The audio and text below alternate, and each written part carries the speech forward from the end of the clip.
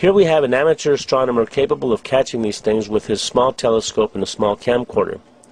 As it always goes with discoverers of great things, he has no funding, no high-end telescopes, no high-end cameras.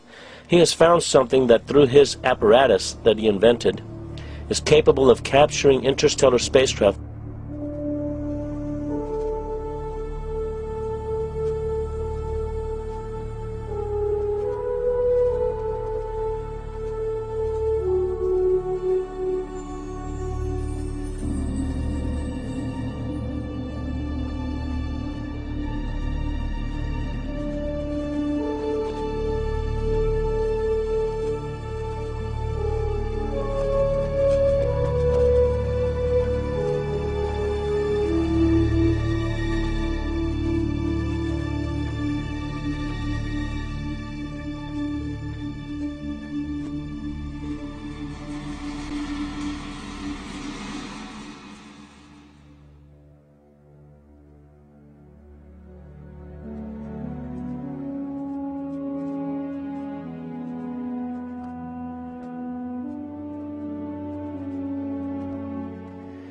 If the starships that John Leonard Walson has captured in deep space are ours, then I am glad we have them out there protecting our planet. What they are protecting us from is thought-provoking, to say the least. These things are enormous. On the other hand, if they are not ours, I wonder who or what is operating them. There was a fear then that, of something out there. It became a very big concern. Asteroids, UFOs, people coming from other places. Paranoia was also there within the government. You know, at certain levels, you could feel it. You knew it was happening. I noticed the satellites' positionings. I said, now this is supposed to be a system that tracks radar anomalies on Earth, right? You know, the whole thing, the movement. Yep, that's what it does. And I said, so why are half of them pointed towards the outer space? Towards the moon, towards areas that are just blank space? Well, I don't know, was the reply. He says, never thought about it. He says, well, at least half of those satellites you got up there aren't looking at Earth. I said, what are they looking for? He says, well, you got to have need to know about that. I said, I see. In other words, who's coming? He says, we don't know. Dropped, end of subject. Ever since I got involved with John Leonard Walson, I always now look at the Big Dipper in a totally different way. I can't wait to have people all over the world seeing them. The great thing about the interstellar starships is we know where they are.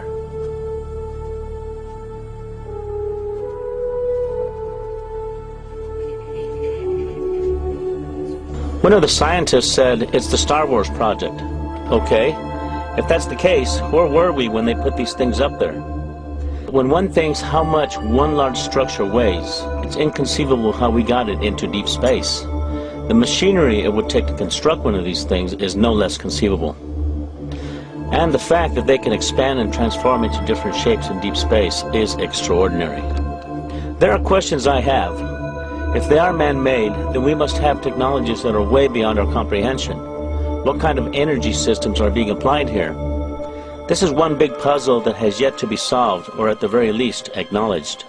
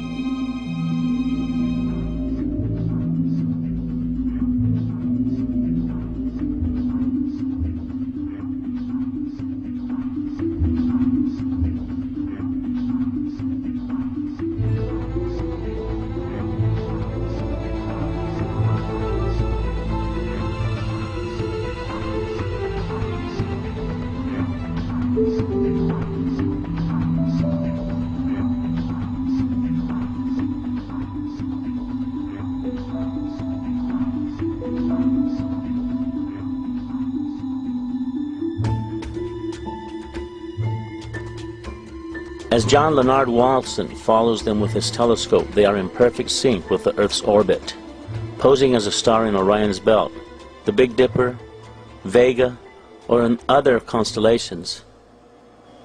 This means that perhaps if one structure is 2.5 light years away, it may be orbiting around Earth at millions of miles per hour.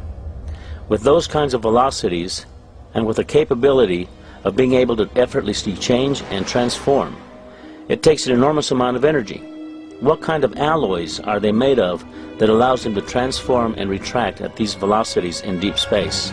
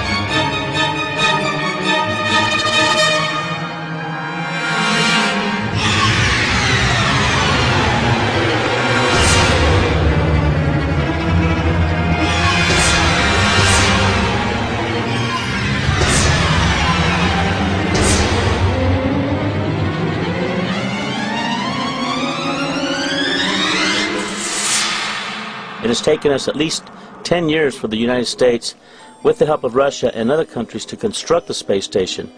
And when you look at these huge structures that are in deep space, you just have to wonder, what are these things? Who inhabits them? There are rumors about secret projects where men and women have been sent into outer space as an exchange program. You need to think about this. We have wars going on right now here on Earth. Our planet is in turmoil. People of the Earth have no concept as to what reality is anymore. We are too busy fighting terrorists, too busy looking out for human enemies. Is something more sinister awaiting our planet? Are we under observation and under close scrutiny?